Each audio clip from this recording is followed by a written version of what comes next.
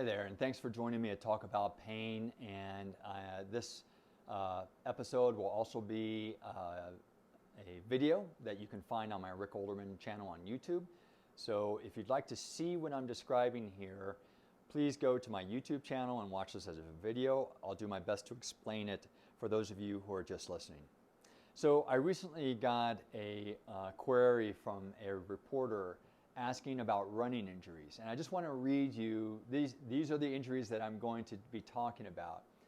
So they're asking about these injuries and what to do about them. And so what they were interested in understanding is, what's going on with Achilles tendinopathy or tendinitis, what's going on with ankle sprains, what's going on with, iliotibial band syndrome, muscle pulls, plantar fasciitis, runner's knee, which is also called patellofemoral syndrome, shin splints, and things like that. So this is a really common type of question, not just from reporters, but from most people with pain. So the assumption is that there's a different cause of pain for something like Achilles tendinitis than there is for plantar fasciitis, than there is for patellofemoral syndrome, that there is for stress fractures or ankle sprains or things like that. So we're trained to believe, and looking for solutions online helps dig this hole for you. We're trained to believe that there are different solutions. Each of these is a different kind of problem that involves different kinds of solutions, when actually they're not different problems. They're all the same problem manifested in different areas of the body. And it's really important. This is the change in mindset that people need to make when they're trying to understand and solve their chronic recurring injuries, like all of these injuries, or back or SI joint pain or neck pain or whatever, is that your body works as a system. But when you frame questions like this as if each of these are different problems, it means that you're thinking from a component standpoint, not a systems standpoint. So, and this is likely fed by practitioners who have tried to help you with this. Oh, you've got Achilles tendinitis. Let's look at that Achilles tendon and how tight your calf is, right? Oh, you've got plantar fasciitis. Let's look at the bottom of your foot to see what that plantar fascia looks like. Oh, you've got heel spurs. Let's look at your heel bone, right? Oh, you've got knee pain. Let's look at the knee and see what's going on there. So the failure of all of these things is that they are not taking into consideration how the entire body works as a system. And so when I hear these kinds of questions, this is a lower body system question. And so based on genetics, exercise history, training history, old injuries, body, body structure and so forth, the same problem can manifest as plantar fasciitis as in one person and as Achilles tendinitis in another, or runner's knee in a third, or hip pain in the fourth. So this is the first thing I want to kind of frame for you, is that we're going to be talking about how your body works as a system as the cause and solution to all of these problems, rather than, otherwise I would make 7 different videos for, one for each of these problems, when that's not really how things work in the body. Now, this is happening because of how we're trained in medicine. We're trained in this component thinking approach because we're trained as orthopedic physical therapists and doctors that we have to identify the tissue that's damaged, right? And we'll have hundreds of orthopedic tests to help us do that, or we'll have an X-ray or an MRI. And so yes, all of those may be identifying the tissue that's damaged, but there are no tests that are identifying why the tissue is damaged. And so you're left up to the therapist or doctor to interpret that information. And usually what's missing, because we're not trained to think of the body like this, is a systems approach to understanding these types of problems. All right? So let's talk about the lower body system and what are some of the common problems that are usually causing all of these things in runners, and not only runners for that matter. It can be, you can be a walker too. But the question was about runners, so let's frame it in terms of running. All right. So the way there are many aspects to the lower body system, and I can't go into great detail in this video because, frankly, it would last for hours. But I'll try and give you the nuts and bolts of things. All right. So all of these problems usually center around a problem with how people are walking. And one of the problems walking is that when you walk, most people are putting the foot out in front of their body, striking the heel, and then the body passes over that.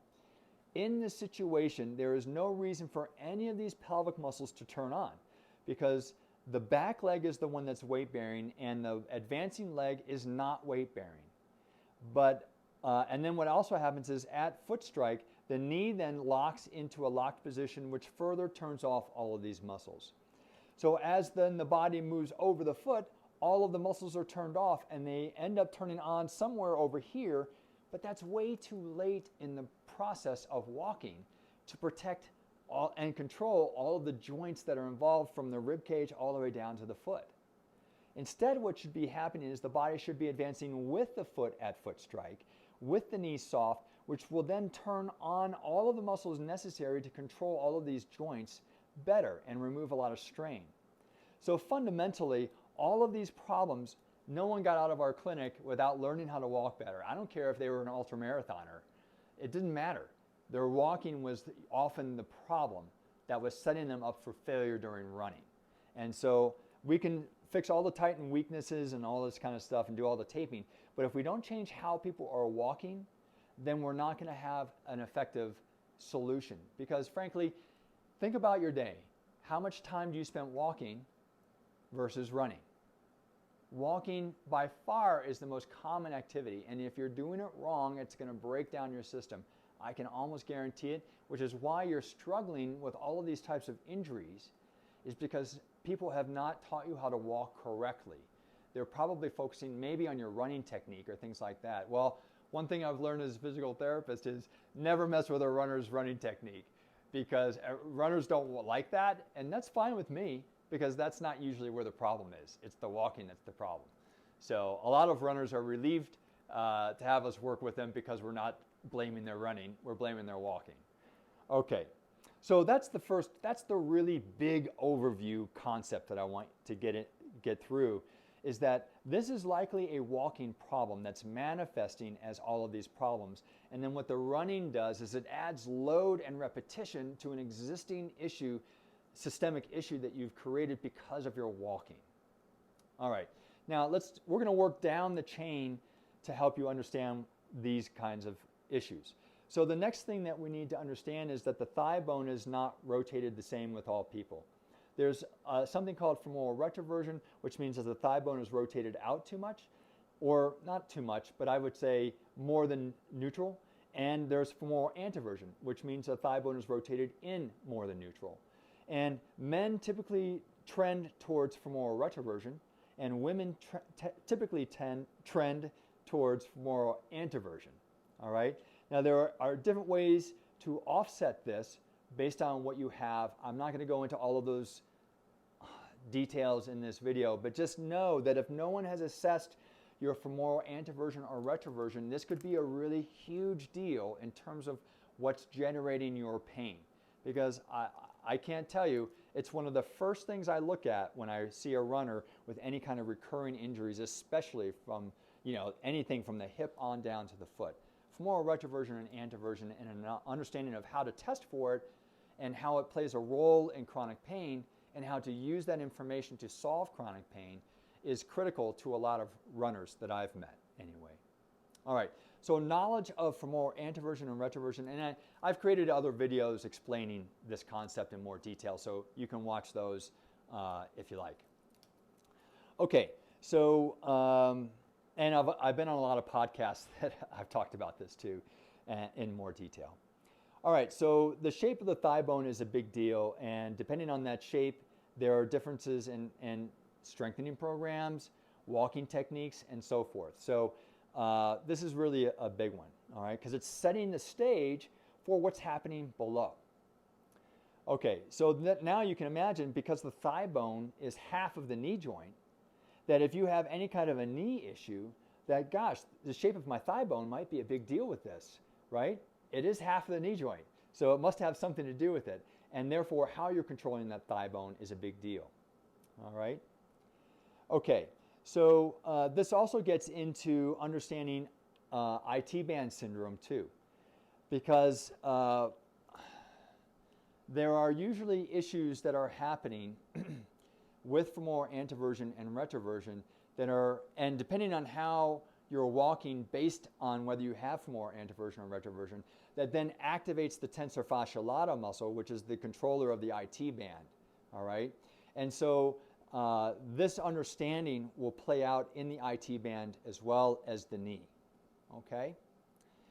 All right, so, because believe it or not, a lot of people are actually trained to walk incorrectly because of our socialized idea that, oh, we all must walk with our feet pointed forward. Absolutely not. If you have femoral retroversion, your feet should be pointed out slightly. And if you have femoral anteversion, the feet can be pointed forward, which will help activate the gluteal muscles more effectively. All right. So let's work our way down. So femoral anteversion and retroversion not only play into knee pain, hip pain, of course, SI joint pain, and back pain, but also IT band tightness as well. All right. So as we walk, again, the knee should be over, the body should be over the foot at foot strike, and the knee should be soft. So one of the big problems that ends up happening is that the calf and soleus complex, which are the two muscles that are behind the lower leg bone, most people know what a calf is. And so imagine the soleus muscle is deep to the calf, that it lies more against the bones of the lower body. They both insert into the heel bone, okay? So if those muscles are too tight, they're going to restrict the knee's ability to pass over the foot at foot strike. Well, if you've ever turned around and run into a wall, like I have periodically, or a doorway or a table, and have been amazed at the amount of force that you have generated just with even half a step when you walk into something that you didn't see there, it hurts. It's like you just got tackled by a linebacker or something. So our bodies are generating tons of force when we're moving forward and just moving in general. That force, if your calf and soleus muscle are too tight and restricting the ability of that force to be dispersed along the lower body system, well, then it has to go someplace, right? Because you're moving forward. So it has to go someplace, and often that will go down into the foot. And then, because if you met, there are 26 bones and joints in the foot, so if your force is moving down into the foot, well, that's 26 joints that are absorbing all of this excessive force. And then if your foot collapses excessively, it's damaging the tissues on the bottom of the foot, contributing to plantar fasciitis or heel spurs or Morton's neuromas, right? And if your foot doesn't absorb that, let's say you've purchased a foot orthotic that's preventing all of that collapse from happening. So what that force now has done, it's now forced to go back up. And so it's going to go up into the knee, the hip, the SI joint, or the back. Why is all of that happening? Because the calf and soleus complex are too tight. You might be saying, yeah, I've been told that before, and I've been told to stretch my calf and soleus complex, and it doesn't work. Well, you're absolutely right. It won't work, because stretching it is not solving the reason why it's tight in the first place. The reason I've found that the calf and soleus becomes tight in the first place is because of how we sleep. And so if you sleep on your back and your feet are underneath covers, your feet are pointed away from you, right? That means that you have 6 or 8 hours of a calf and soleus complex that are in a shortened position while you're sleeping. If you sleep on your stomach, then your bed is pointing the feet away from you.